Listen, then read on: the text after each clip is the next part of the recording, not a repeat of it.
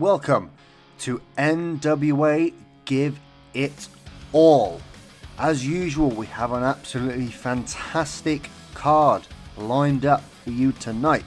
We'll kick it off with the in-ring debut of the NWA's newest signing, Ortiz. He came out on the last show and challenged TJP. Will have his first singles match here tonight in the NWA. We will also see Bishop Dyer, the NWA World Heavyweight Champion, in action as he teams with Max the Impaler to face Oliver Carter and TJP. And in our main event, the number one contender for Bishop Dyer's NWA World Heavyweight Championship will be set as Colby Corino takes on Matt Lee. The winner will go on to face Bishop Dyer on the next show. There will be this and more tonight at NWA Give It All. First, the Slimeballs defeat Azrael and Big Calyx. Big Calyx making his second appearance in the NWA. Azrael making his debut. Good match, gets a 36, probably one of the best for the Slimeballs. Again, decent in-ring performances. Slimeballs getting a 24 each. Calyx a 37 and Azrael a 40. So a good way to kick off the show. We then have a segment. Again, Billy Corgan, this is still on the pre-show, comes out and he's partnered with Dan Reed. If we're unsure who Dan Reed is, he's the owner of Pro Wrestling Eve over here in the UK. He announces that as of today, the 29th of November, the NWA has officially acquired Pro Wrestling Eve. It's bought it out. It was in a bit of financial trouble, but it has bought the company out. And Billy Corgan and Dan Reed do look forward to working together for the foreseeable future. Dan Reed will be on commentary for this show, so we see how he works out. But Pro Wrestling Eve has been purchased by the NWA. And we see one of the stars from Pro Wrestling Eve as Zizi, who's travelled over from the UK. She's a 20-year-old star, has beaten Miss Star in her debut. Again, another pre-show match. Zizi getting a 25, which is good for a 20-year-old wrestler making her first US appearance, and Miss Star getting a 29. But a good match rating, getting a 27 based on who's in the match, and a good debut for Zizi. In our final pre-show match, this was for the NWA World Television Championship as Mike Mondo defeats Fight Panther Jr. He makes his fourth defense of the World Television Championship, a really good 48 rated match, Mike Mondo getting a 48 and Fight Panther getting a 41. So a good fourth defense for Mike Mondo, but now we'll move on to the main show. The main show starts with Ortiz and his in-ring debut. He defeats Dylan McKay in just under 9 minutes by submission. A really good start to the show here, a 57 rated match. Ortiz getting a 57 in-ring performance, Dylan McKay getting a 40. A really good way to start the show and a big win for Ortiz on his in-ring debut. In our next match, in another debut, Yuka Sakazaki defeats Erica Reed in about 7.5 minutes with a magical girl kick. So Yuka Sakazaki, just like Ortiz, just like Matt Lee, has left AEW relatively recently and has come straight into the NWA. A really good rating of 56 for Yuka Sakazaki and quite a good rating of 36 for Erica Reed, this being her second appearance here in the NWA. But the main story is the fact that Yuka Sakazaki is here in the NWA. In our next segment, the Southern Six have come out to the ring. They've been arguing a hell of a lot recently, ever since they lost the NWA United States Tag Team Championships, and even before that, they were blaming each other for losses. But Taylor and Morton are still blaming each other for the loss of the United States Tag Team Championships. Thrillbilly, he's had enough of them, he interrupts them, he says if they're going to keep arguing, maybe it's time to call it a day, and maybe they go their separate ways. And he walks away from Taylor and Morton, who are still in the middle of the ring, still blaming each other for the loss of the titles and eventually the loss of the Southern Six altogether. So is this the end of the Southern Six, or is there another twist in the tale ahead? In our next segment, we see the Slimeballs once again after their pre-show win Titus is consoling them about their loss in the NWA US Tag Team Championship match a few weeks ago, or a few months ago at this point, to Vic and PCO. But whilst he's consoling them, Bully walks up with Bojack and Marsh Rockette.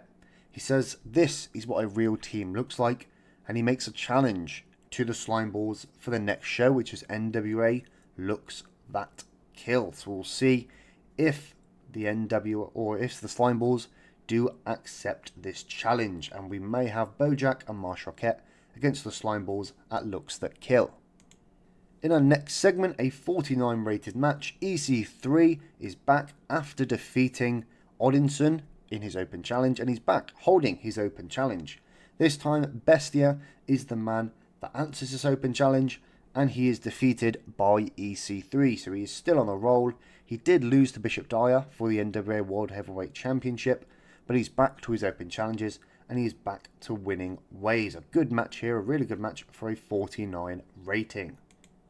In our next match, a 44 rated match, Kenzie Page, Kylie Page, and Charlie Evans defeat the team of Tiffany Nieves and the King Bees.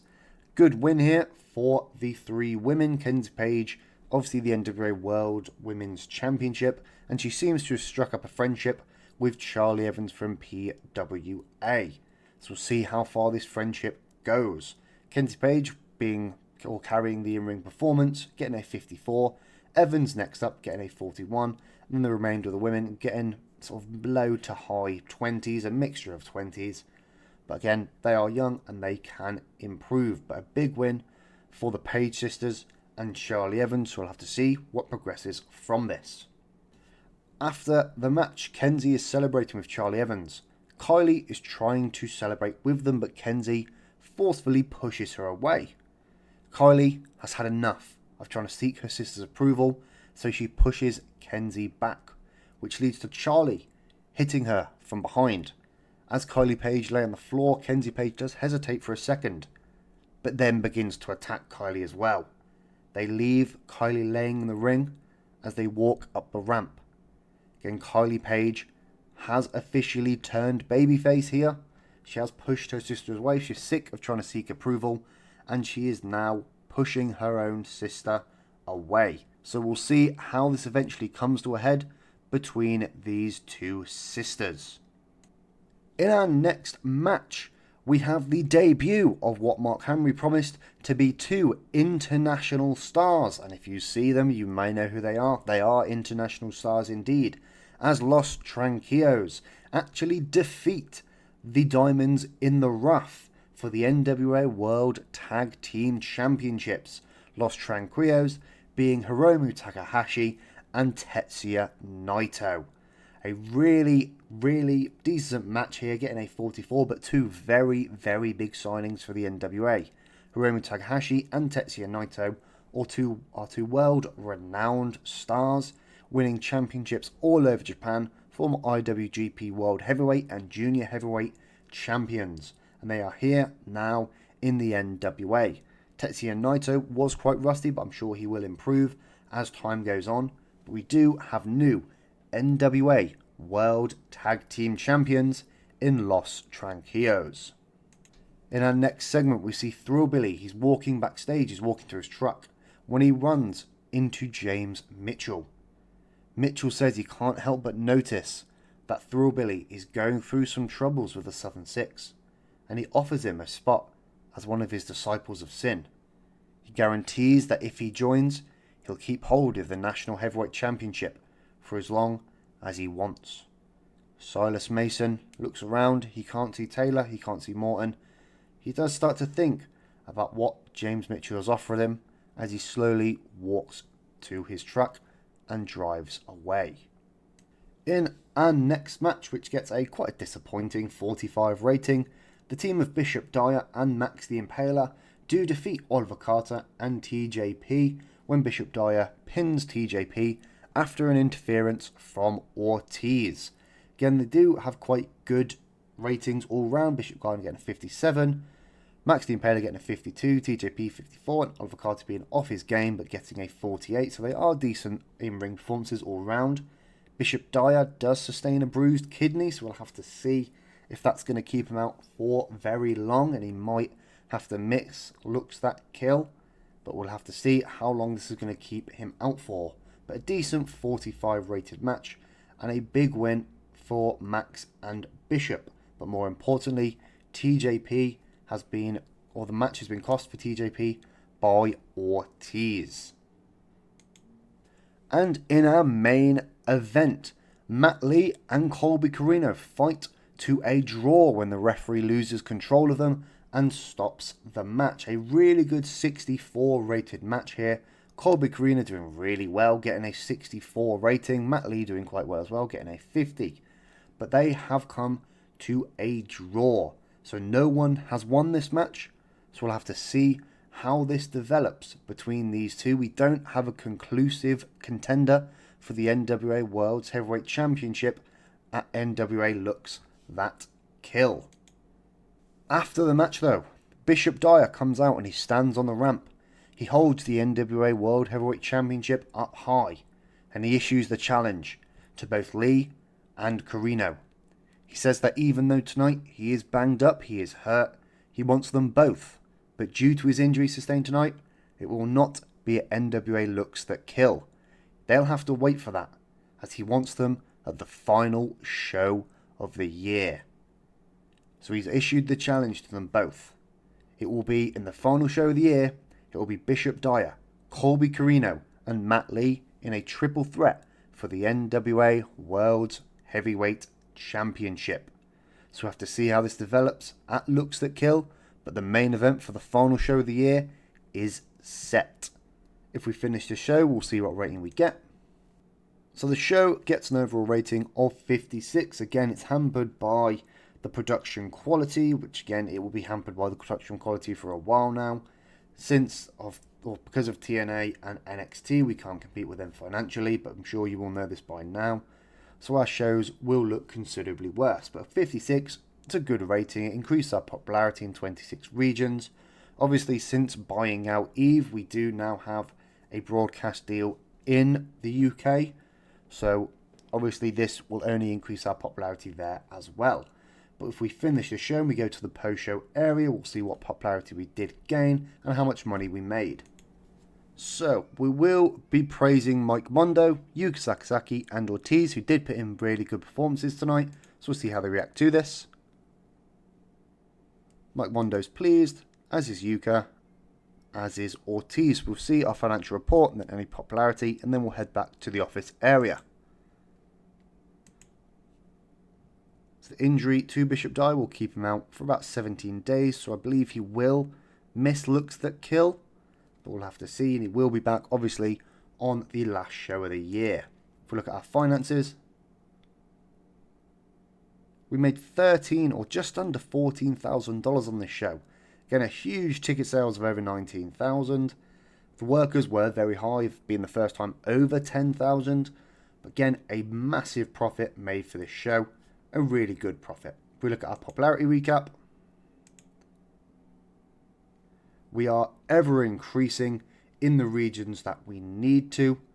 So again, big increases in the USA and Canada and in Central and Mexico, as well as increases in the UK also.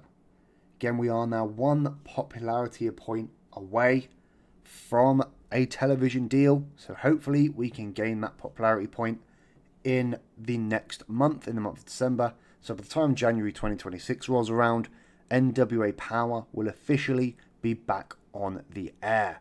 But we'll have to see if this is the case in the coming months. But a really good popularity gain all round from the company tonight. That will be the end of the post-show segments. So we will go back to the office area. Here we are back in the office area, and one thing that is standing out to me quite a lot is Logan Paul's title win. He has apparently won the Intercontinental Championship last night at Survivor Series. We will probably at the end of the year have a look at a few other companies to see who are champions. That might be a short standalone episode, but at the moment I don't think there's much else that is jumping out of me. So we'll have a look at our emails, we'll have a look at the next show, and then we will sign off. So it says Charlie Evans is gone. I'm definitely sure she will be back. She is definitely someone I do want to bring up on a permanent basis. She was just on loan from PWA, but she certainly will be back permanently.